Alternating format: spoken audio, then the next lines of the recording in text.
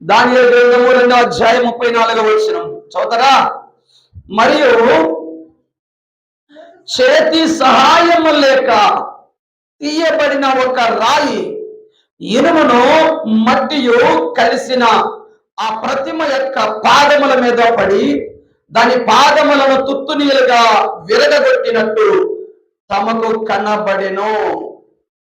35వ వచనం అంతటా ఇనుమును మట్టియు ఇత్తడియు వెండియు బంగారమును ఏకముగా దంచబడి కళ్ళములోని చెత్త వలె కాగా వాటికి స్థలము ఎచ్చటను దొరకకుండా గాలి వాటిని కొట్టుకొని పోయెను. దానియేలు గ్రంథము 2వ అధ్యాయం 35వ వచనం ప్రతిమను విరగగొట్టిన ఆ రాయి సర్వభూతలమంతా మహాపర్వతమైన. చిన్న ప్రార్థన. పరిశుద్ధమైన తండ్రి, ప్రేమగల దేవా, మీకు వేలాది వందనములు చెల్లిస్తున్నాను తండ్రి. మీకు స్తుతులయా స్తోత్రములు చెల్లిస్తున్నాను. ఈ కొద్దిపాటి వర్తమానంలో మీరు మాకు తోడై ఉండమని అడుగుచున్నాను తండ్రి. పరిశుద్ధమైన దేవా, మీరు నడిపించండి. నన్ను నీ సిలువ కొయ్య చాటున దాచండి అయా. మీరే కృప చూపండి, కనికరించమని మాకు కావలసిన నీ మాటలు మాకు దయచేయమని యేసయ్య పరిశుద్ధ నామమున అడిగి వేడుకొనుచున్నాము తండ్రి, ఆమేన్.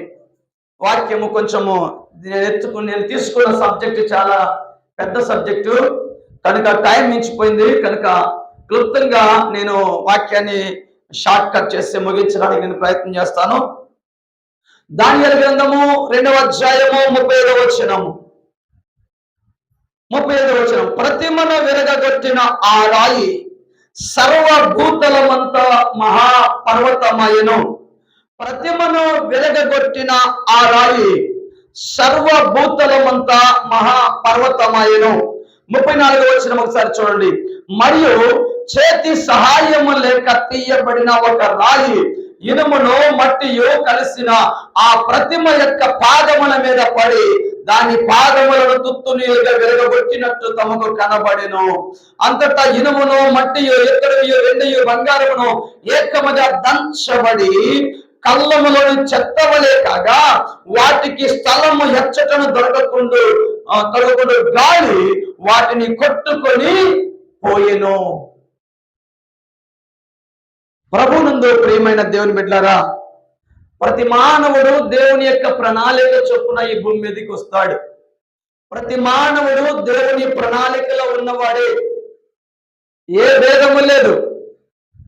హైందవుడిని గాని, క్రైస్తవుడిని గాని, మహమ్మదీయుడిని గాని భేదము లేదు. ప్రతి మానవుడు ఈ భూమి మీదకి వచ్చాడు అంటే అతన్ని పంపించింది దేవుడు.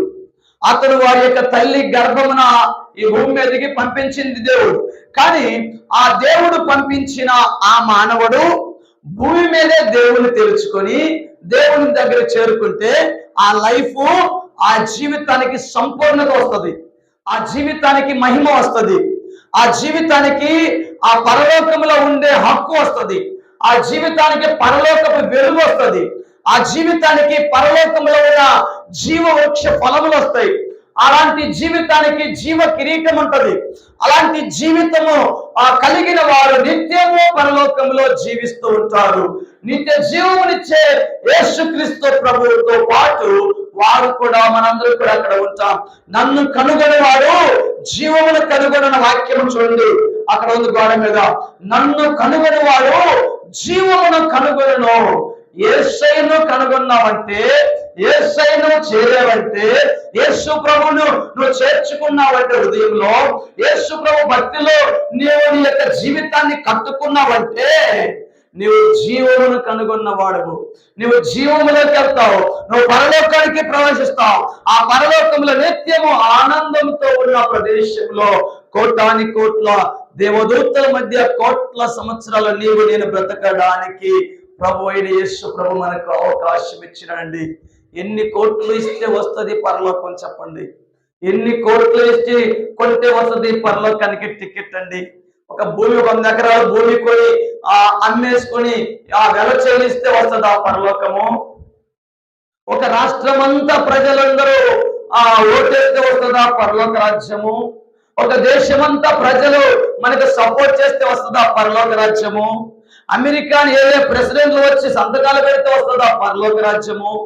ఈ భూమి మీద వజ్రాలు, వైడూర్యాలు, బంగారము మానవుడు సంపాదించిందంతా పోగేస్తే ఇచ్చేస్తే వస్తుందా పరలోక రాజ్యము? లేదండి.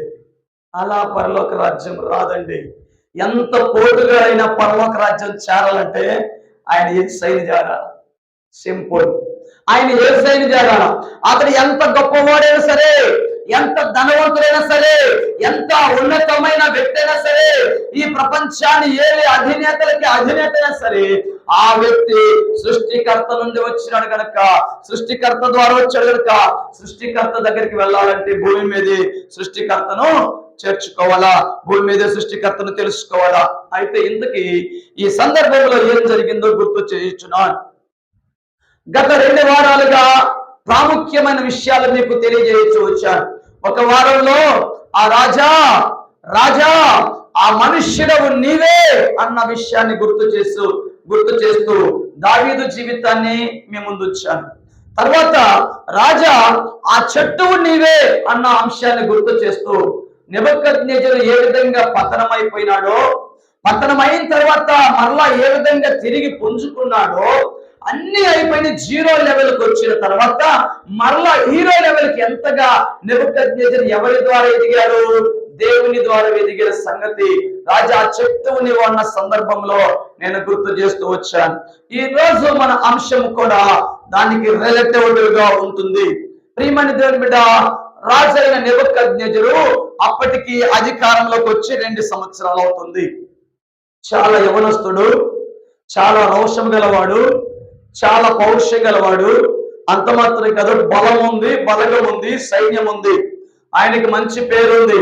చుట్టుపక్కల చిన్న దేశాల మీద దాడి చేసి ఆ రాజులను తన వశపరుచుకొని, రాణులను వశపరుచుకొని, ఆ రాజ్యంలో ఉన్న సామాగ్రిని, ఆర్థికాన్ని కొల్లగొట్టి వారి రాజ్యంలో కలుపుకుంటూ వెళ్ళిపోతున్న మహా గొప్ప చక్రవర్తి ఈ నెబుకద్నెజరు రాజు. ఆయన పీఠం ఎక్కిన 2 సంవత్సరాలకే ఇస్రాయేల్ దేశం మీద దాడి చేసినాడు. వినండి జాగ్రత్తగా. ఇస్రాయేల్ దేశం మీద దాడి చేసి ఆ రాజును చెరపట్టి, ఆ రాజును ఓడించి, ఆ రాజ్యంలో ఉన్న దేవాలయంలోకి వెళ్ళి, అంటే బైబిల్ దేవాలయం అంటే యెరూషలేము దేవాలయంలోకి వెళ్ళి, ఆ దేవాలయంలో బంగారు పాత్రలు ఉన్నాయి. బల్లారాధన చేస్తారు చూడండి, ఆరాధన చేసే పవిత్రంగా వాడే బంగారు పాత్రలు ఉంటే ఆ పాత్రలన్నీ తీసుకెళ్లి వాళ్ళ ఆ దేవత గుడి ఒక బొక్కసంలో ఉంచుకుంటాడు. నెబుకద్నెజరు ఇశ్రాయేల్ దేశం మీద దండెత్తి వెళ్ళిపోయినాడు. అనేక మందిని చెరపట్టుకొని పోయినారు. సుమారు 10,000 మందిని చెరపట్టి తీసుకెళ్తే వారిలో ఒక ప్రకటన చేశాడు రాజుగారు వెళ్ళిన తర్వాత. ఇశ్రాయేల్ దేశం నుంచి వచ్చిన యవ్వనస్తులలో మంచి వయస్సులో ఉన్నవారు, యవ్వనస్తులు, పెండ్లి కాని వారు, జ్ఞానం కలిగిన వారు, సుందరమైన వారు, మంచిగా ఆరోగ్యవంతులు, జ్ఞానవంతులు గ్యాదర్ చేసి నా రాజ్యంలోనికి ప్రవేశపెట్టండి. 3 సంవత్సరాలు రాజు తినే ఆహారం వాళ్ళు తినాల. 3 సంవత్సరాలు రాజు తాగే ఆ పానీయం వాళ్ళు తాగాల. రాజుకి ఎలాంటి ఆహారపు అలవాట్లు ఉంటాయో అలాంటి ఆహారపు అలవాట్లు వారికి ఉండాలి అని ఆలోచన చేసి ప్రకటన చేస్తే చాలా మంది యవనస్తులు సెలెక్ట్ చేశారు. చాలా మంది యవనస్తులను పరిశీలన చేసినారు. అయితే వారికి రాజుగారి భోజనం తినటం ఇష్టం లేదు. ఎవరికి? వారిలో ఇశ్రాయేల్ దేశం నుంచి వచ్చిన షద్రకు, మెషకు, అబేద్నెగోలు 4వ వ్యక్తి. వాళ్ళ ముగ్గురులో పెద్దోడు దానియేలు. మొత్తం 4 అన్నమాట. ఆ 4 వ్యక్తులు ప్రార్థన చేసుకుంటారు. అయితే దేశం మారిపోయింది, ఊరు మారిపోయింది, పేర్లు కూడా మార్చేశారు, కానీ తీరు మార్చుకోవాలి. పవిత్రమైన జీవితాన్ని మాత్రము మార్చుకోవాల. ప్రార్థన మాత్రం మారలా. దేశం మారింది, పేరు మారింది, ఊరు మారింది, కానీ పవిత్రమైన తీరు మారకుండా ప్రార్థనని కనిపెట్టుకొని ప్రార్థన చేస్తూ ఉన్నారు. ఆ టైంలో 4 కూర్చొని ప్రార్థన చేసుకుంటూ ఒక నిర్ణయానికి వచ్చారు. రాజుగారు ద్రాక్షరసం తాగుతారు. అంటే ఈ భాషలో చెప్పాలంటే సారాయి. ద్రాక్షరసం తాగుతారు. ఆ ద్రాక్షరసం తాగి మన దేహాలు అపవిత్రం చేసుకోకూడదు అనుకున్నారు. రాజుగారి భోజనం కాదు, వద్దు అనుకున్నారు. అంత ఉన్నతమైన ఆహార పదార్థాలను ఏం చేశారు? సున్నితంగా తిరస్కరించారు. ఆ ఫుడ్ డిపార్ట్మెంట్ లో ఉన్న ఆ మేనేజర్ దగ్గరికి వెళ్ళి, అయ్యా మాకు రాజుగారు పెట్టే ఆహార పదార్థాలు, ఏ ఆహార పదార్థాలు అయితే రాజుగారికి ఇస్తారో ఆ ఆహార పదార్థాలు మాకు వద్దయ్యా, మాకు శాఖ ధాన్యాలు ఇవ్వండి, మాకు కూరగాయలు చాలు, కూరగాయలతో తయారు చేసిన ఆహారం పెట్టండి చాలు అంటే, ఆయన అన్న మాట ఏంటో తెలుసా? మీరు కూరగాయల ఆహారం తింటారు, మీరు బక్క సిక్కిపోయి ఉంటారు, బలం తక్కువ ఉంటారు, వాళ్ళేమో మంచిగా ఆరోగ్యంగా ఉంటారు.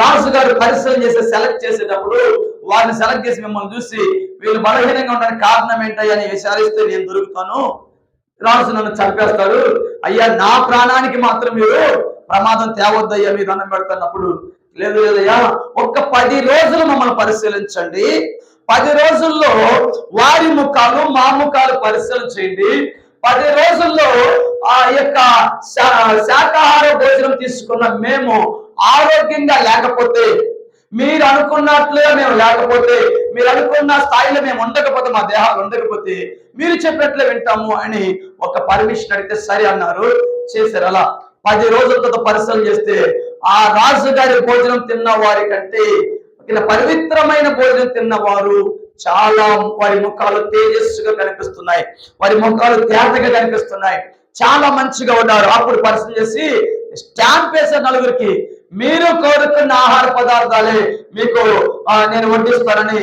అలా సిద్ధం చేసి రండి. పవిత్రంగా 3 సంవత్సరాలు ప్రార్థన చేసినారు. పవిత్రంగా బానిసలుగా ఉన్నప్పటికీ, బానిసలుగా చెరగొని పోబడినప్పటికీ వారు పవిత్రంగా ఉండి వారి భక్తి జీవితంలో ప్రశాంతమైన భక్తి చేస్తూ దేవునికి నమ్మకంగా ఉన్నాడండి. అయిపోయింది. వాళ్ళు ఒకవైపు వాళ్ళు డెవలప్ అవుతున్నారు. 3 సంవత్సరాలు వాళ్ళని దేవుడు చూడాలి వాళ్ళని. అయితే ఇప్పుడు ఏం జరిగిందంటే 2వ సంవత్సరంలో రాజు గారికి ఒక కళ వచ్చింది. కళ అర్థమవుతుందా? రాజుగారికి కళ వచ్చింది. రాజుగారు నిద్రపోయే ముందు అనుకున్నాడు, ఇంత గొప్ప రాజ్యము, ఇంత గొప్ప రాజ్యానికి, భూగోళానికి, భూలోకానికి నేను రాజును, నా తర్వాత ఎవరు వస్తారు, నా తర్వాత ఏంటి పరిస్థితి? చాలా మంది పెద్దలు ఆలోచన చేస్తారా, ఈ పిల్లడు ఇలా ఉన్నాడు, రేపు పెద్ద అయితే ఎలా సమస్యలన్నీ ఎత్తుకొని పోతాడు, అర్థం చేసుకోవట్లేదు చిన్నపిల్లడు అని పెద్దవాళ్ళు ఏం చేస్తారు? ఆలోచన చేస్తారు లేదా? నాలాగా తెలివిగా ఉంటాడో లేదు, నాలాగా జ్ఞానంతో ముందుకు వెళ్తాడు లేదని పిల్లల గురించి ఆలోచన ఉంటుంది.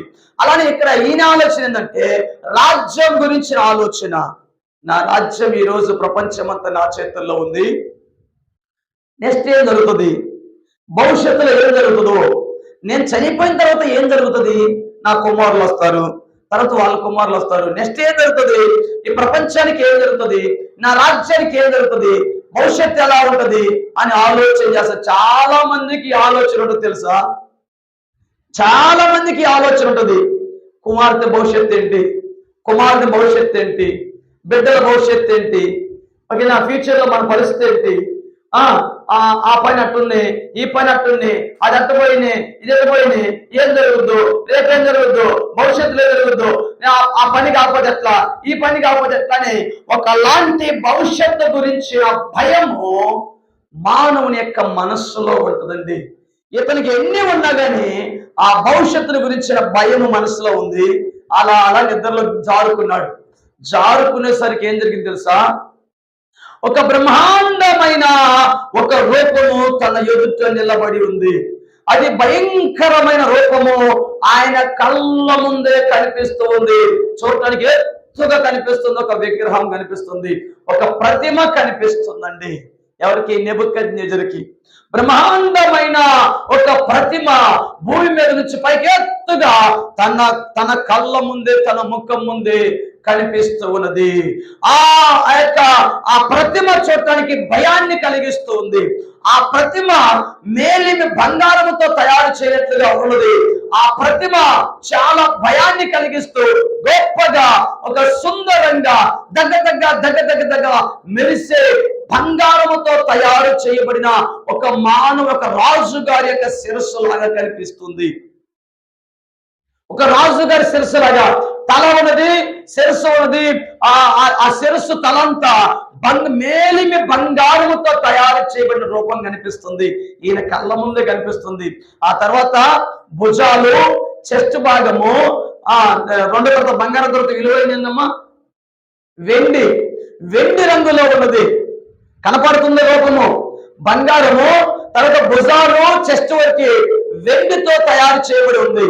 ఆ కింది భాగానికి వస్తే ఇక పొట్ట దగ్గర నుంచి మోకాల దాకా ఆ తర్వాత ఎత్తడితో తయారు చేయబడి ఉంది. ఇత్తడి రూపం, ఇత్తడి కలిగి ఉన్నది. మోకాల దగ్గర నుంచి కింద ఇనుమును కలిగి ఉన్నది. పాదాలు కొంత ఇనుముతోటి కొంత మట్టితోటి మిళితములై ఉన్నదండి. ఆ సాక్షాత్తు ఆ రూపము ఆయనకి కనిపించింది. నిద్ర లేశాడు, కళ మర్చిపోయినాడండి. నిద్ర లేశాడు, కళ మర్చిపోయాడు. కానీ ప్రశాంతంగా కూర్చున్నామా, వాక్యం చెప్పనివ్వండి. కళ మర్చిపోయాడు కానీ హృదయంలో మాత్రం కలవరం వచ్చేస్తుంది ఆయనకి. ఆ వాక్యం చదువుతున్న దానియేలు గ్రంథం దానియేలు గ్రంథం 2:31 రాజా తాము చూచుచుండగా బ్రహ్మాండమగొక ప్రతిమ కనబడిన కదా. ఎప్పుడైతే ఈ రూపాన్ని చూశాడో మర్చిపోయాడు. తెల్లారి లేచిన తర్వాత మనోడికి నిద్ర పట్టలేదు. నెబుకద్నెజరు పరిస్థితి ఎలా ఉందో తెలుసా? ఆయన మనస్సు కలతపడిను, ఆయనకు నిద్ర పట్టకుండా ఉండెను, ఆయన మనోవ్యాకుల మందినవాడై ఉండెను, ఆయన మనోచింతగలవాడై బాధపడుతూ కృంగిపోతున్నాడు. ఏంటి కళ? ఏదో రూపం కనపడింది, నాకు గుర్తు లేదు. ఏం చేయాలా? నా రాజ్యంలో ఎవరిని అడగాల? ప్రపంచానికి చక్రవర్తిని ఎవరిని అడిగితే చెల్లుతాము, ఎవరిని అడగాలని ఆలోచన చేసి ఇక తప్పదు అడగాల్సిందని ఒక ప్రకటన చేశారండి. ఎవరి మీద ఆధారపడ్డాడు తెలుసా? శకున గండ్ర మీద ఆధారపడ్డాడండి. ఏమని దేవుని బిడ్డలారా, మనకు సమస్యలు వచ్చినప్పుడు, అనారోగ్యం వచ్చినప్పుడు, ఏదైనా ఇబ్బందులు వచ్చినప్పుడు శకునాల మీద ఆధారపడకూడదు, దారాల మీద ఆధారపడకూడదు, మంత్రాల మీద ఆధారపడకూడదు. మంత్రము గాని, తంత్రము గాని, యంత్రము గాని వాటి మీద ఆధారపడకూడదు. ఈయన శకున గాండ్రను పిలిపించాడు, గారడీ విద్య గలవారిని పిలిపించారు, మాంత్రికుల మీద ఆధారపడ్డాడు, కన్నీళ్ళ మీద ఆధారపడ్డాడండి. శకున గాండ్రను అడిగితే కళ చెప్పండి, భావం చెప్పమని అడుగుతున్నారు. మీరు కళ చెప్తే నేను భావం చెబుతా అంటున్నారు. పోనీ గారడీ విద్య గల వారి దగ్గరికి వాళ్ళని పిలిపించి వాళ్ళని అడిగితే మీరు కళ చెప్తే భావం చెప్తారు రాజా అంటున్నారు. తర్వాత మాంత్రికుల దగ్గరికి వెళ్తే వాళ్ళు ఎన్ని ప్రయత్నాలు చేసినా కళ చెప్పండి భావం నడిపించదు రాజా అంటున్నారు. ఫైనల్ గా కన్నీళ్ళు పిలిస్తే వాళ్ళు కూడా కళ చెప్తేనే భావం వచ్చేది, కళ చెప్పకుండా భావం నడుస్తుంది. ఈ భూ ప్రపంచంలో ఇలాంటి పరిస్థితిని చెప్పాలంటే దేవతల దగ్గర ఉండేవాడు తప్ప మరొకడు చెప్పలేడు అని రాజుగారికి తెగే చెప్పేశారు. చెప్పేస్తే ఊరుకుంటారు రాజుగారికి ఏది వచ్చిన ప్రమాదమే. రాజుగారి ఒక చట్టం తీసుకొచ్చినారు. అరే, నా దేశంలో ఉన్న జ్ఞానుల మొత్తాన్ని లేపేయండి అన్నాడు. జ్ఞానుల మొత్తాన్ని తమలు తీసుకోండి అని ఒక అధికారిని నియమించేసి అతనికి సైన్యాన్ని ఇచ్చేసి ఇక వెళ్ళు, నా రాజ్యంలో ఎక్కడెక్కడ వెతికి జ్ఞానులు ఎంతమంది అయితే ఉన్నారు, ఈ యొక్క శకునగాండ్రను, గాఢ విద్య గలవారును, మాంత్రికులను, కల్దీయులను, జ్ఞానులు మొత్తాన్ని సంహరించిపోయినప్పుడు మొత్తం లేపేసిరా. వాళ్ళు ఎందుకు దేశానికి దరిద్రం? వాళ్ళు చెప్పకపోతే, వాళ్ళు కళ చెప్పకుండా, కళబాగు చెప్పకుండా కాలయాపన చేస్తారు. ఖచ్చితంగా వాళ్ళు చంపేద్దామని చట్టం తీసుకొచ్చారు. రియల్ గా చట్టం తీసుకొచ్చారు. ఇక ఎప్పుడైతే చట్టం అమల్లోకి వచ్చేసిందో, మొట్టమొదటిగా చట్టం అమల్లోకి వస్తే దేవుని బిడ్డలో గుర్తొచ్చేది ముందు దానియేలు ఫ్రెండ్స్ ముగ్గురు లేపేద్దాం అనుకుంటారు. లేపేసి చంపేద్దాం అనుకునే టైంకి దానియేలు గారికి కబురు వచ్చేసింది. కబురు వచ్చిన తర్వాత ఈ దానియేలు ఏం చేసిన, చాలా జ్ఞానంతో నెమ్మదిగా ఎవరైతే అధికారిని నియమించారో, అర్థమవుతుందా? ఎవరైతే అధికారిని నియమించారో ఆ అధికారి దగ్గరికి వెళ్ళి, అయ్యా ఇంత త్వరగా ఈ ఆజ్ఞ రావటం ఏంటి? రాజుగారి దగ్గర నుంచి ఇంత త్వరగా జ్ఞానుల మొత్తాన్ని సంహరించమని చట్టం చేశారేంటి? ఇది ఎలా జరిగింది? ఎందుకు జరిగింది అని అడిగి ఏమన్నాడంటే, కొంచెం టైం ఇప్పించయ్యా రాజుగారి దగ్గర నుంచి, లేకపోతే మేము చనిపోతాము, దేశంలో ఉన్న ప్రపంచంలో ఉన్న జ్ఞానులందరూ చనిపోతారు, ప్రపంచానికి మొత్తం ఒకే చక్రవర్తి చనిపోతారని అడిగితే సరే నేను టైం అడుగుతా అన్న ఆ టైం ఎందుకని కనుక్కున్నాడు. తర్వాత ఏం చేస్తే రాజుగారి దగ్గర డైరెక్ట్గా వెళ్ళాడు దానియేలు. అయ్యా కొంచెం టైం ఇయ్యా, నేను ప్రార్థన చేసి నేను నా ప్రయత్నం చేస్తానని రిక్వెస్ట్ చేస్తే ఓ అని పంపించేశాడు. ఈయన వెళ్ళాడు, ఫ్రెండ్స్ దగ్గరికి వెళ్ళాడు, ప్రార్థన చేస్తున్నారండి. ప్రార్థన చేసి ఇక ప్రార్థనలో దేవుడు దాని యొక్క అర్థం తెలియజేసాడండి. ఆ యొక్క దర్శనం యొక్క భావాన్ని దేవుడు దానియేలుకు బయలుపరిచిన తర్వాత ఆయన దగ్గరికి వెళ్ళి, అధికారి దగ్గరికి వెళ్ళి, ఇప్పుడు నన్ను రాజు గారి దగ్గరికి ప్రవేశపెట్టండి, నేను కళ భావాన్ని చెప్తా అని దానియేలు సిద్ధపడి రాజు దగ్గరికి వెళ్తే రాజు అంటాడు, హలో, కళ భావం మాత్రమే కాదు, కళ కూడా చెప్పాలి తెలుసా అన్నాడు.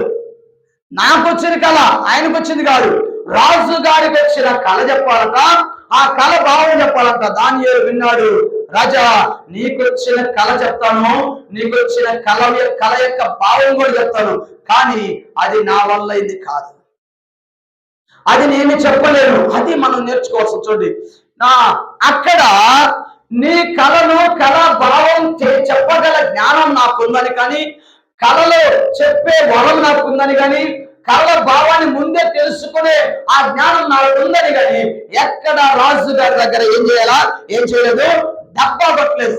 తనే గొప్పవాడు, తనే భక్తిపరుడు, తనే వరపుత్రుడు అని డబ్బాలు కొట్టుకోకుండా ఆయన ఏం చేస్తాడంటే, ఇలాంటి విషయాలు చెప్పాలంటే పరలోకమందు ఒక ఆయన ఉన్నాడు,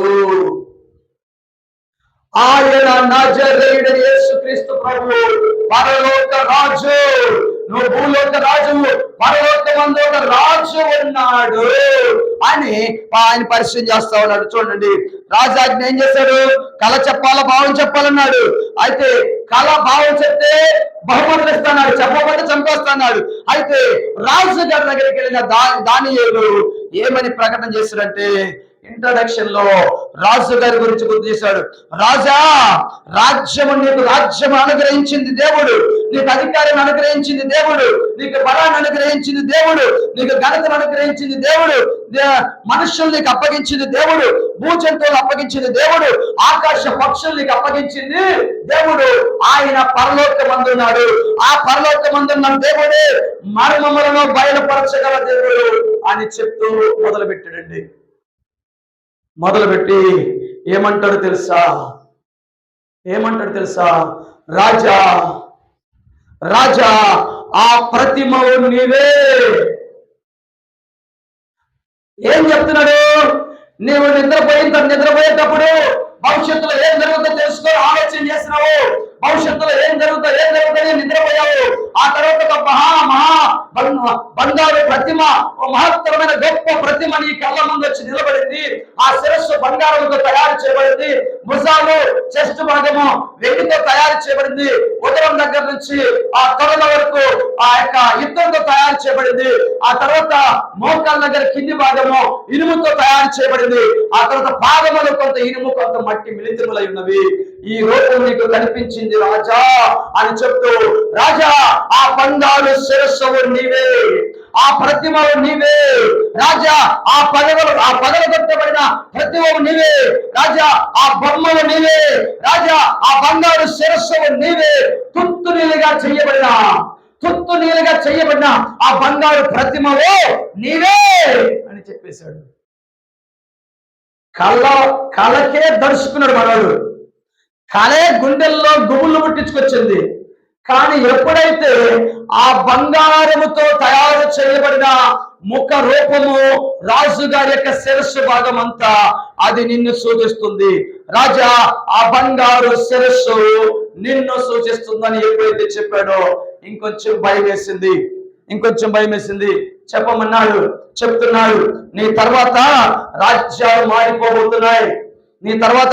మారిపోబోతున్నాయి, బంగారముతో బంగారముతో తల ఉన్నది కదా, అది నీవే. నీ తర్వాత ఆ తర్వాత రాజ్యం, మరొక రాజ్యం వస్తుంది, అది వెండిని సూచిస్తుంది. తర్వాత మరొక రాజ్యం వస్తుంది, అది ఇత్తడిని సూచిస్తుంది. తర్వాత మరొక రాజ్యం వస్తుంది, అది ఇనుమును సూచిస్తుంది. తర్వాత పాదములు మరొక రాజ్యం వస్తుంది, అనేక చిన్న చిన్న రాజ్యాలు వస్తున్నవి. అది ఇనుము మట్టితోటి మిళితములై ఉన్నవి, అందులో భేదాలు ఉంటాయి రాజా. ఇది వాస్తవం అని చెప్తూ అంటాడు, ప్రియమైన దేవుని బిడ్డ. అయితే ఆ దర్శనంలో మహత్తరమైన ఒక విషయం జరిగింది. ఆ యొక్క ప్రతిమ ఆయన ముందు అలా నిలబడిన తర్వాత ఏం జరిగిందో తెలుసా? ఏ చేతి సహాయము లేకుండా, ఎవరి సహాయము లేకుండా ఒక గొప్ప పర్వతములో నుండి ఒక పెద్ద గుండ్రటి రాయి ఒకటి బయటకు వస్తుంది. ఏనండి, జాగ్రత్త, ముగిస్తా, టైం చూసుకున్నా. ఒక పెద్ద పర్వతములో నుండి ఏ చేతి సహాయం లేకుండా, ఎవరి సహాయం లేకుండా ఒక నున్నటి రాయి, ఒక రౌండ్ గా ఉన్న ఒక పెద్ద రాయి పర్వతములు అట్లా లేచిందండి.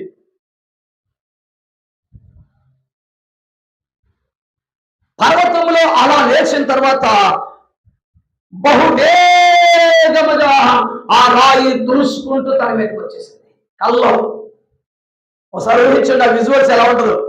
కొంతమంది శాస్త్రవేత్తలు చెప్తారు తోక చుక్కలు భూమి మీద పడతాయని, ఆస్ట్రాయిడ్స్ పడతాయని, గ్రహాలు వచ్చి గుద్దుకుంటాయని, సూర్యగ్రహం, చంద్రగ్రహం ఇలా భూమి నశించబడి చెప్తా ఉంటారు. అలా బహువేగముగా ఒక పర్వతములో నుండి ఎవరి సహాయం లేకుండా ఒక రాయి, ఒక రౌండ్ గా ఉన్న ఒక రాయి పర్వతములో అట్లా లేచి బహువేగంగా విసిరేస్తే ఎలా వస్తుంది? లేదా సైన్యంలో ఒక మిసైల్ పంపితే ఎంత స్పీడ్ గా వస్తుందో అంత వేగముతో ఆ పెద్ద రాయి వచ్చేసట అతని కళ్ళ ముందే కనిపిస్తూ ఉన్న ప్రతిమ యొక్క పాదాలను మీద పడిందట. Praise the lord. దేవునికి స్తోత్రం కలుగు. బహువేగముగా వచ్చేసి ఆ ప్రతిమ యొక్క పాదాల మీద పడటమేమో అది కింద పడిపోయింది. ఆ ప్రతిమ కింద పడిపోయింది. ఆ తర్వాత ముక్కలైపోయింది, తుత్తునిలుగా చేయబడింది. ఆ రాయి ఏం చేసింది తెలుసా? ఆ ప్రతిమను దంచి పడేసిందండి. పొడుం చేసింది, శోర్ణం చేసింది, తుత్తునిలుగా చేసింది, మట్టికి మట్టిలాగా చేసేసిందండి. ఏం జరుగుతుండగా దానియేలు గ్రంథం 2:34 వచనం, మరియు చేతి సహాయం లేకుండా లేక తీయబడిన ఒక రాయి ఇనుమును మట్టియు కలిసిన ఆ ప్రతిమ యొక్క పాదముల మీద పడి దాని పాదములను తుత్తులుగా విరగగొట్టినట్టు తమకు కనబడిను.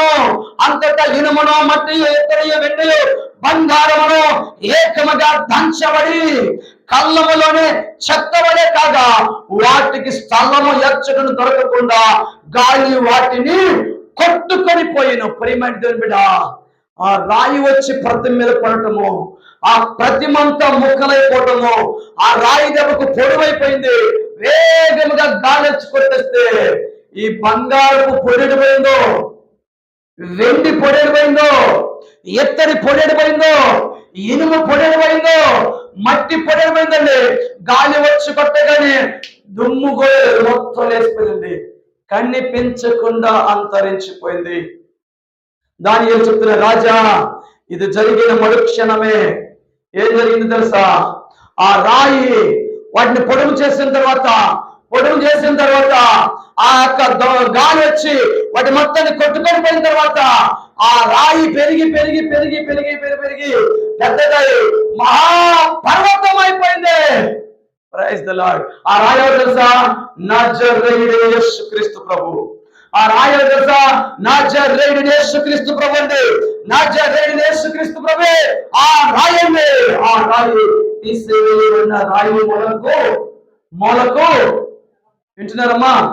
మొలకు తలరాయను, తృణీకరించబడిన రాయి మొలకు తలరాయి అయిన. కాబట్టి పరలోకముల నుండి ఏ చేతి సహాయం లేకుండా తీయబడిన ఆ రాయి ఆ యొక్క ప్రతిమను విరగగొట్టి ముక్కలు చేసి పొడుగు చేసి ఆ పొడుగు కూడా మిగిలిపోలేదు.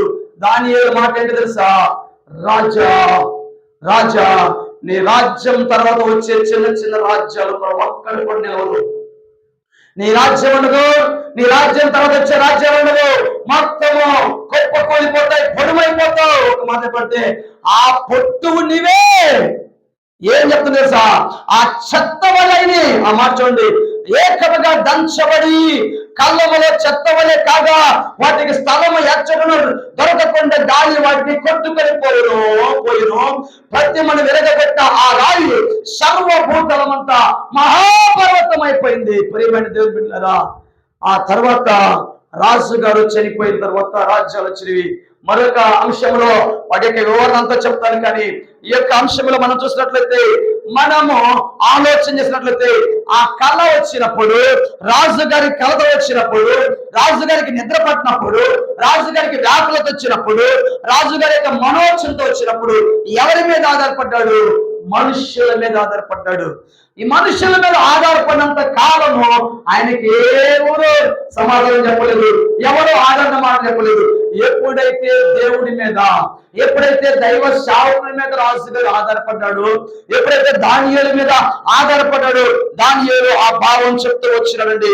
దానియేలు ఆ భావం చెప్తూ ఆ భావం యొక్క వివరణ ఇచ్చుకుంటూ వచ్చినాడు. కాబట్టి ప్రేమని దేవుడి మీద ఈ యొక్క అంశంలో మనం చూసినట్లయితే, దేవుడు ఎలాంటి వాడు మనం ఆలోచన చేస్తే, ఆయన పరలోకమందున్న దేవుడు, జ్ఞాన బలము గల దేవుడు, కాలములను మార్చు దేవుడు, సమయములు మార్చు దేవుడు, రాజులను త్రోసివేసి మరొక రాజును ఏర్పరచగల సమర్థుడు, వివేకులకు వివేకం అనుగ్రహించే దేవుడు, జ్ఞానులకు జ్ఞానాన్ని అనుగ్రహించే దేవుడు, మరుగు మాటలను బయలుపరచే దేవుడు, మర్మములను బయలుపరచగల శక్తి గల దేవుడు, అంధకారములోని సంగతులను ఎరిగిన దేవుడు, వెలుగు యొక్క నివాస స్థలము ఆయన యొక్క ఉన్నది, మర్మములను బయలుపరచడం మాత్రమే కాకుండా మహా గొప్ప దేవుడై ఉన్నాడు. ఆయనే సృష్టికర్త, ఆయనే నజరేయుడైన యేసుక్రీస్తు ప్రభువు అండి. ఆయనే నజరేయుడైన యేసుక్రీస్తు ప్రభువు. ఆ తర్వాత వచ్చిన రాజ్యాలన్నీ వెళ్ళిపోయిన తర్వాత అన్ని రాజ్యాలు యేసుక్రీస్తు ప్రభువు. ఆ రాజుల కాలంలో యేసు ప్రభు వచ్చినాడండి.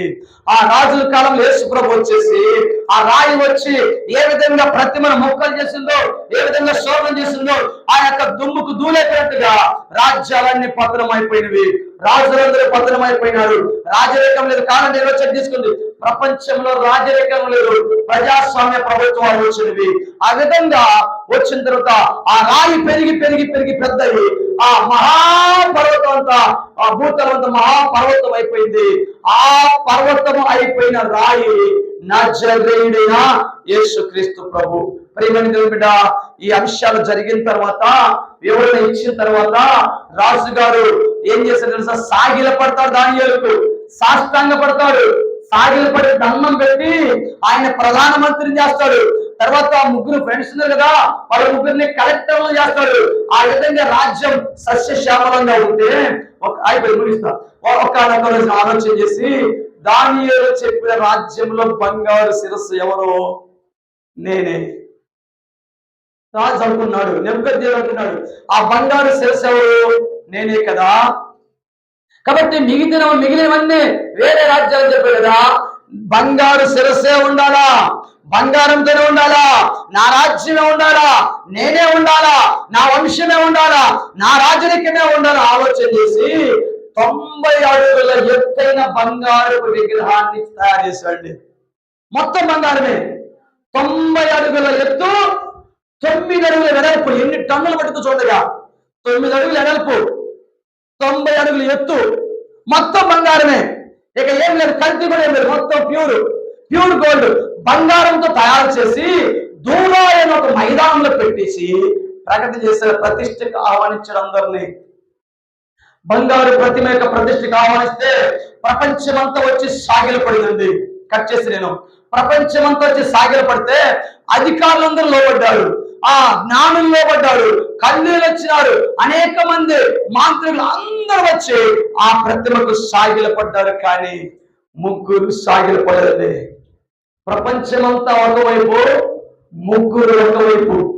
కొంతమంది అనిపిస్తుంది, కొంతమంది భక్తి జీవితం మనకు అనిపిస్తుంది, నాకు ఎవరు సహాయం చేసేవాళ్ళు లేరే, నేను ఒక్కరినైపోయానే, నా ఒక్క ఇల్లు అయిపోయిందే ఈ ఊర్లో, ఈ ఒక్క నేను యేసుప్రభు నమ్ముకున్న ఇల్లు ఒక్క ఇల్లు అయిపోయింది, ఒక్కరినైపోయానే అనుకుంటాం. కానీ ఇక్కడ ప్రపంచవ్యాప్తంగా ముగ్గురే దేవుని కోసం నిలబడ్డారు. నాలుగో వ్యక్తి ఎవరు? దానియేలు. ఆయన రాజుతో ఉంటాడు కనుక ఆ అవకాశం రాలేదు. కాబట్టి ఈ ముగ్గురు వ్యక్తులకి ఆజ్ఞ ఏంటో తెలుసా? ఆ ముగ్గురు వ్యక్తులు చూసిన వారు ఏం చెప్పారంటే రాజు గారికి చాడీ చెప్పారు, కంప్లైంట్ చేశారు. అయ్యా, ప్రపంచమంతా నీ మాట వింటుంది, ముగ్గురు తప్ప. ప్రపంచమంతా నీకు లోబడుతుంది, ముగ్గురు తప్ప. ప్రపంచమంతా భయపడుతుంది, ముగ్గురు తప్ప. ప్రపంచమంతా నువ్వు చెప్పినట్టే చేస్తారు, ముగ్గురు తప్ప. ఎవరు ఆ ముగ్గురు? పిలిపించండి అని చెప్తే వాళ్ళే షద్రకు, మేషకు, అబేద్నెగోలు. షద్రకు, మేషకు, అబేద్నెగోలు ఒక అవకాశం ఇచ్చాడు. మిమ్మల్ని కూర్చిన వార్త నాకు సరిగా అనిపించట్లేదు, మీరు సిద్ధపడండి. వాయిద్యాలు, సకల విధములైన వాయిద్యాలు మోగినప్పుడు మీరు సాగిలపడాలా, ప్రతిమకు సాగిలపడాలా అని చెప్పినప్పుడు రాజా ఇందును గురించిన ఆ జవాబు మీకు ఇవ్వాలన్నా ఆ చింత మాకు లేదు. మేము సేవించుచున్న దేవుడు మండుచున్న ఈ గుండములో నుండి తప్పించి రక్షించడం సమర్థుడు. ఒకవేళ ఆయన రక్షింపబోయినప్పటికీ మేము మొక్కే సమస్య లేదని తగే చెప్పినారు. భక్తి జీవితంలో అలాంటి తెగింపు ఉండాలండి. భక్తి జీవితంలో అలాంటి తెగింపు ఉండాలా? భక్తి జీవితంలో అలాంటి త్యాగం ఉండాలా? అగ్నిగుండాన్ని ఏడంతో రెట్టింపు చేయించారు. ఏడంతో రెట్టింపు చేయించి అప్పుడు రాజుగారు ఆజ్ఞాపించిన బలిష్ఠులైన సైనికులకు ఆజ్ఞాపిస్తే ఆ సైనికులు వచ్చేసారు. షద్రకు, మేషకు, అబేద్నెగోను ఉన్న పాట పట్టుకొని ఏం చేశారు? తీసుకెళ్లి ఆ యొక్క అగ్నిగుండంలో వేశారండి. ఒక్కసారి ఆలోచించండి. ఆ అగ్నిగుండంలో షద్రకు, మేషకు, అబేద్నెగోలు అగ్నిగుండంలోకి వెళ్ళటానికైనా సిద్ధపడ్డారు, కానీ బొమ్మకు సాగిలు పట్టడానికి మాత్రము ఇష్టపడలేదు. ఎందుకు తెలుసా? అది దేవుని ఆజ్ఞ. పైన ఆకాశం అందే గాని, కింద భూమి అందే గాని, భూమి కింద ఉన్న నేల అందే గాని మీరు ఏ రూపమును చేసుకోకూడదు, దేనికి సాగిలపడకూడదు, దేవుని దేనికి సాగిలపడకూడదు అని ప్రకటన చేస్తున్నారు. కాబట్టి సాగిలపడదని ఆజ్ఞ ఉన్నది. కాబట్టి ఆ ఆజ్ఞకు లోబడి వీళ్ళు ఏం చేశారు? చావుకని తెగించినారు. చనిపోవడానికి సిద్ధమే. రాజా కళ్ళు మూసుకుందాం. షద్రకు, మేషకు, అబేద్నెగోకి చాలా పరీక్ష వచ్చిందండి. పరీక్ష వచ్చేసింది. వారిని పట్టుకున్నారు, తీసుకెళ్లారు, అగ్ని మంటల్లో వేశారు. అగ్ని గుండంలో ముగ్గురు వేసేసారండి. వారి విశ్వాసం ఒకసారి చూడండి. యేసు ప్రభువు చెప్తున్నాడు, బుద్ధిగంతము నివాసులారా నా వైపు చూచి రక్షణ పొందుడి, దేవుడు నేనే, మరి ఏ దేవుడు లేడని దీనికి వాక్యం సెలవిస్తుంది. షద్రకు, మేషకు, అబేద్నెగోల యొక్క ఆలోచన దేవుడు, వారి ఆశ దేవుడు, వారి భక్తి జీవితం దేవుడు. దేవుడిని సేవించినారు. 3 సంవత్సరాలు పవిత్రంగా బ్రతికినారు. ఇంత బ్రతికి మేము విగ్రహానికి పూజ చేయడం ఏంటి? విగ్రహానికి సాగిలు పడటం ఏంటి? ఒక విగ్రహారాధన పాపం కదా, విగ్రహారాధనకు లోపడిపోదు కదని వాళ్ళు ఏం చేశారంటే తెగబడి నిలబడి దేవుని కోసం చావడానికి సిద్ధపడ్డారు. దేవుని కోసం చావడానికైనా సిద్ధపడ్డారు, కానీ పాపం చేయడానికి సిద్ధపడలేదు. చావడానికి సిద్ధపడ్డారు. ముగ్గురు తీసుకెళ్లారు, వెళ్ళి అగ్నిగుండంలో వేశారండి. అగ్నిగుండంలో వేశారు, అగ్నిగుండంలో పడిపోయినారండి. ఒకసారి ఆలోచించండి. ఇంకా ఏంటి దేవుడి సహాయం చేయలేదు? ఇంకా దేవుడి సహాయం రాలేదేంటి? ఇంకా దేవుడి సహాయం రాలేదేంటని వాళ్ళు ఎదురు చూడలేదు. కానీ అలాంటి పరిస్థితులండి. అగ్నిలోకి ముగ్గురు వెళ్ళిపోయినారు. ప్రభువా, మేము నిన్ను సేవిస్తున్నాము, మేము చావలైనా చస్తాం, కానీ నిన్ను మాత్రం విడిచిపెట్టమయ్యా. మేము మరణమే మరణిస్తాం, కానీ నిన్ను మాత్రం విడిచిపెట్టమయ్యని షద్రకు, మేషకు, అబేద్నెగోలు సిద్ధపడితే వారికంటే ముందుగా రెడీగా ఉన్నాడు జీవము గల దేవుడు. ఆయన సిద్ధపడి ఉన్నాడు. ఎక్కడ తెలుసా? ఆ అగ్ని అగ్ని మధ్య నడుస్తూ ఉన్నాడు. ఆ అగ్ని మధ్య నడుస్తూ ఉన్నాడు. ఆ అగ్ని మధ్య ముగ్గురి కోసం ఎదురు చూస్తున్నాడు. షడ్రక్ మేషక్ అబేద్నెగోలు అగ్ని గుండంలో పడగానే వారి పక్కన తెల్లని ఒక తగ మెరిసే వస్త్రాలతోటి అగ్ని అయిన దేవుడు అక్కడ నిలబడి ఉన్నాడు. వారితో పాటు ఉన్నాడు. వారిని కౌగిలించుకున్నారు. బిడ్డలారా, నా కోసం ప్రాణాలకు తెగించారా, నా కోసం ప్రాణాలకు తెగించారని దేవుడు అక్కడ ఉన్నాడండి. అప్పుడు రాజు గారు చూస్తే నలుగురు కనిపిస్తున్నారు. రాజుగారి గుండెల్లో గుర్రెలు అనిపించింది. నలుగురు కనిపిస్తున్నారు. దిక్కున లేచాడు. మనం వేసిన ముగ్గురు కదా. నాలుగో వ్యక్తి కనిపిస్తున్నాడు. నాలుగో వ్యక్తి దేవదూతల ముఖమున పోలి ఉంది అని పరిగెత్తుకుంటూ వాటి దగ్గరికి వెళ్ళి గుండం వైపు చూసి, షడ్రక్ మేషక్ అబేద్నెగోలు వాళ్ళరా, మహోన్నతుడైన దేవుని సేవకులను రండి అని బయటకు పిలిస్తే వాళ్ళ తల వెంట్రుక మాడిపోలేదు. వాళ్ళు ధరించిన వస్త్రములు కదిలిపోలేదు. వాళ్ళ చర్మానికి కూడా వేడి తగలలేదు. మంచి నీళ్ళలో మునిగి వచ్చి బయటకు వచ్చినట్లుగా అగ్నిలో నుండి బయటకు వచ్చినారు. ముగ్గురికి ఏం కాదండి, సజీవంగా ఉన్నారు. వారిని అగ్ని గుండంలో వేసిన వారు వేడికి తట్టుకోలేని శవాలైపోయినారు. కానీ దేవుని కోసం నిలబడిన వారు సజీవంగా ఉన్నారు. ప్రియమైన దేవుని బిడ్డ, నీవు నమ్ముకున్న దేవుడు అగ్ని లాంటి సమస్యల్లో వచ్చే దేవుడు. నువ్వు నమ్ముకున్న దేవుడు అగ్ని అయిన దేవుడు. నీ శోధన ఏదైనా, నీ రోదన ఏదైనా, నీ వేదన ఏదైనా, నీ సన్నిధి నీ దగ్గరికి వచ్చి నిన్ను రక్షించే దేవుడు. అగ్ని దగ్గరికి వచ్చి షడ్రక్ మేషక్ అబేద్నెగోలను కాపాడే దేవుడు. అగ్ని లాంటి సమస్యల్ని చుట్టుముట్టినా ఆయన నన్ను రక్షించగల సమర్థుడండి. రాజుగారు ఆలోచన చేసినాడు, ఒక ప్రకటన చేసినాడు.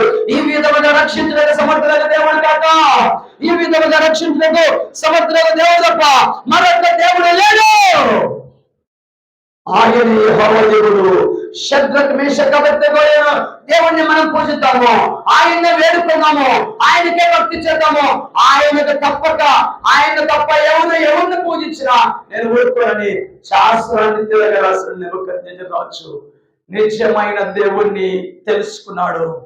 నిజమైన దేవుణ్ణి ప్రపంచానికి పరిచయం చేసినాడు. ముగ్గురు జీవితాలు, ముగ్గురు వ్యక్తుల యొక్క భక్తి, ముగ్గురు యవనస్తుల యొక్క ప్రార్థన, ముగ్గురు యొక్క పరిశుద్ధత, ముగ్గురు యొక్క భక్తి జీవితము, ముగ్గురు యొక్క త్యాగము, ముగ్గురు యొక్క ఆ భక్తి జీవితంలో తెగింపు, ముగ్గురు యొక్క ఆత్మ సాక్షులు అవటానికి కూడా సిద్ధపడిన ఆ త్యాగము ప్రపంచానికి సువార్తను అందించింది. నీ దేహము ద్వారా సువార్త రావాలని దేవుడు కోరుచున్నాడు. నీ జీవితం ద్వారా సువార్త రావాలని దేవుడు కోరుచున్నాడు. నీ జీవితాన్ని ఆధారం చేసుకొని అనేక మంది రక్షించాలని దేవుడు కోరుచున్నాడు. నిన్ను ఆధారం చేసుకొని నీ ద్వారా నీ గ్రామాన్ని రక్షించాలని దేవుడు కోరుచున్నాడు. ప్రియమైన దేవుని బిడ్డ, సాగిల పడే పరిస్థితుల్లో ఉంటావా? దేవునికి అప్పగించుకునే పరిస్థితుల్లో ఉంటావా? బొమ్మకు మొక్కే పరిస్థితుల్లో ఉంటావా? సర్వ సృష్టికర్త దేవునికి లోబడే పరిస్థితుల్లో ఉంటావా? ప్రియమైన దేవుని బిడ్డ, రాజు గారి కలవరం పుట్టిందండి. ఆ యొక్క చేతి సహాయం లేకుండా వచ్చిన రాయి, బహువేగంగా వచ్చిన రాయి యేసుక్రీస్తు ప్రభు. ఆయన క్రీస్తు అనే రాయి ఒంటరిగా వచ్చాడు.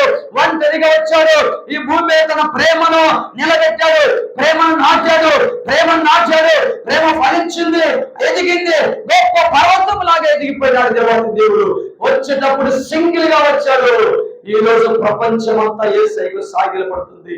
ఆ చేతి సహాయం ద్వారా, సహాయం లేకుండా వచ్చిన ఆ రాయి, పరితమను పగలగొట్టిన ఆ రాయి పెరిగి ఎంత పెద్దగా అయిందో ఈ రోజు యేసుక్రీస్తు ప్రభు ప్రపంచ వ్యాప్తంగా అభిమానులు కలిగి ఉన్నాడు.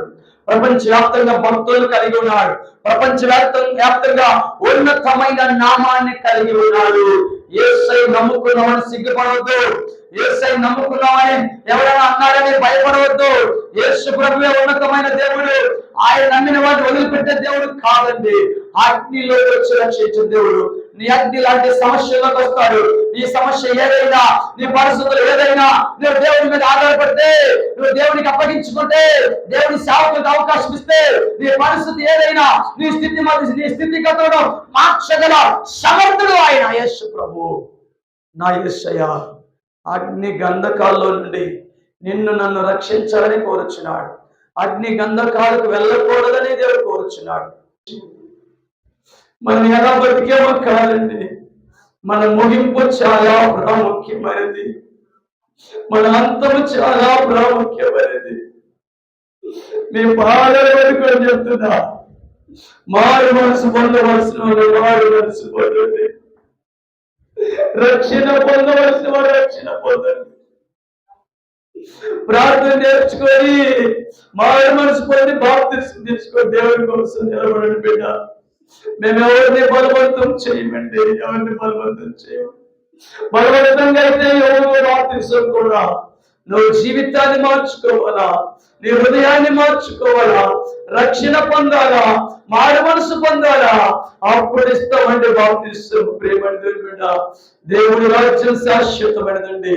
అంత గొప్ప రాజే దుమ్ముకు ధూళైపోయినాడు. దానియేలు చెప్తున్నాడు, రాజా నీవున్నావు, నీవు తర్వాత ఉండవు, దుమ్ముకు ధూళైపోతాడు, చెత్త ఉండవు, పొట్టుడు, చెత్తలాగైపోతావు, పొట్టులాగైపోతావు, పొట్టులాగైపోతావు. ఈ భూమి మీద నీకేం దక్కదు. నీ బంగారు పొడైనా, ఎత్తడి పొడైనా, వెండి పొడైనా, ఇనుము పొడైనా పొడి పొడిపోయావు రాజా.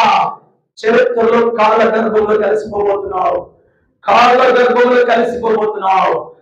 కాలాతీతుడైన దేవాతి దేవుడు, కాలానికి కలిగించిన దేవుడు, కాలానికి అతీతుడైన దేవాతి దేవుడు వస్తున్నాడు. ఆ రాయి యేసు ప్రభువే, ఆ రాయి యేసు ప్రభువే, అది దేవుడి రాజ్యము. నీ రాజ్యం అంతరిస్తుంది, దేవుడి రాజ్యం నిలబడుతుందని చెప్పినాడు. ఆ రాజ్యంలో ఉంటావా? ఆ రాజ్యంలో ఉంటావా? ఆ రాజ్యంలో ఉండవా?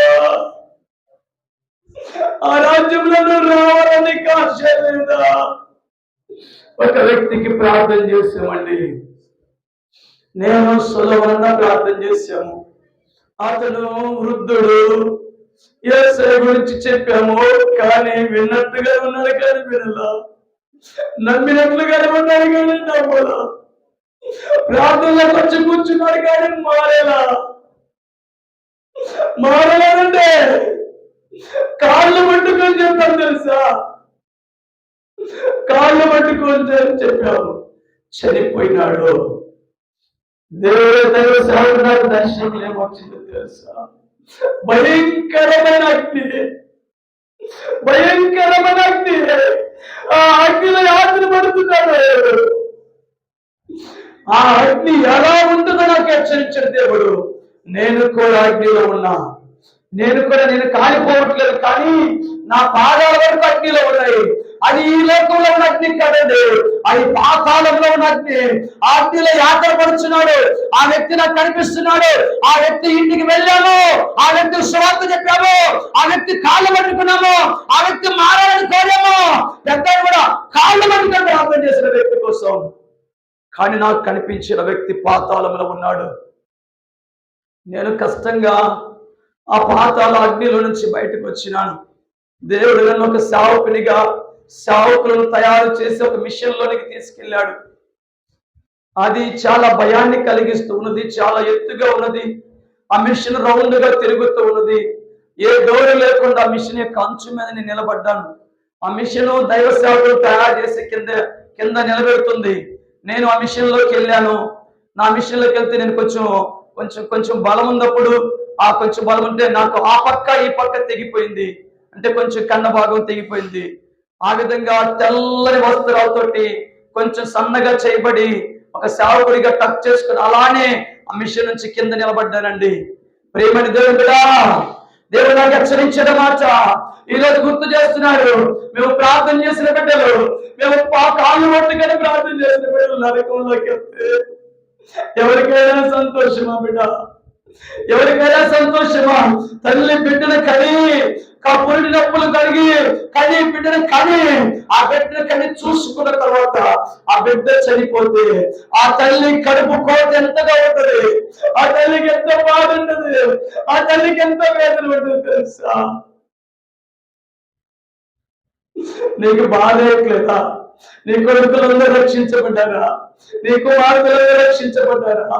నీ కుటుంబం అంతా రక్షించబడ్డారా? నువ్వు చనిపోతే నువ్వు పరలోకం రాగలవా? ఎందుకు నీకంత నిర్లక్ష్యం బిడ్డా? ఎందుకు యేసయ్య అంటే ఎందుకు అంత నిర్లక్ష్యం నీకు? యేసయ్య అంటే ఎందుకు అంత తేలిగ్గా చూస్తావు? ఒక రాతి బొమ్మ దగ్గర నువ్వు సాగిల పడతావే, ఒక ఈ లోకంలో ఉన్న భౌతికమైన వాటి దగ్గర నువ్వు ఎంతో భయభక్తులతో సాగిల పడతావే, జీవము గల దేవుడి దగ్గరికి వచ్చిన తర్వాత నీకు ఎందుకమ్మంత నిర్లక్ష్యం? యేసయ్యా, యేసయ్యా మీరు కృప చూపండి. ఏ ఒక్క ఆత్మ నశించడానికి వీల్లేదు ప్రభువా, ఏ ఒక్క ఆత్మ నశించడానికి వీల్లేదు ప్రభువా. శద్రక్ మేషక్ అబేద్నెగోలకు తోడైన దేవుడు మీకు కరుణాడు. ప్రియమైన దేవుడా, నువ్వు దేవుడి రాజ్యం కోసం నిలబడే బిడ్డగా ఉంటావా? శద్రక్ మేషక్ అబేద్నెగోల దేవుడు వాడుకుంటాడు. అనేక మంది పాతాళానికి వెళ్ళిపోతున్నారు, అనేక మంది నరకానికి వెళ్ళిపోతున్నారు, అనేక మంది నరకంలో వేదన పడుతున్నారు. నువ్వు ఆ నరకానికి వెళ్ళే వాడిని వెళ్ళకుండా అడ్డుపడతావా లేదా అడ్డుమండగా ఉంటావా? నరకానికి వెళ్ళే వాడిని ఆపడానికి ఉండే అడ్డుపడాలా? నువ్వు వాళ్ళు నరకానికి వెళ్ళకుండా అడ్డుపడాలా? నరకానికి వెళ్ళకుండా అడ్డుపడాలా? అడ్డు పండగలు ఉండకూడదు, అడ్డు పండగలు ఉండకూడదు. నిన్ను బట్టి ఎవరు నరకానికి వెళ్ళకూడదు, నిన్ను బట్టి ఎవరు భక్తులను దూరమైపోకూడదు బిడ్డా. ఎన్నాళ్ళు నిర్లక్ష్యం చేస్తావు? ఎన్నాళ్ళు నిర్లక్ష్యం చేస్తావు నువ్వు?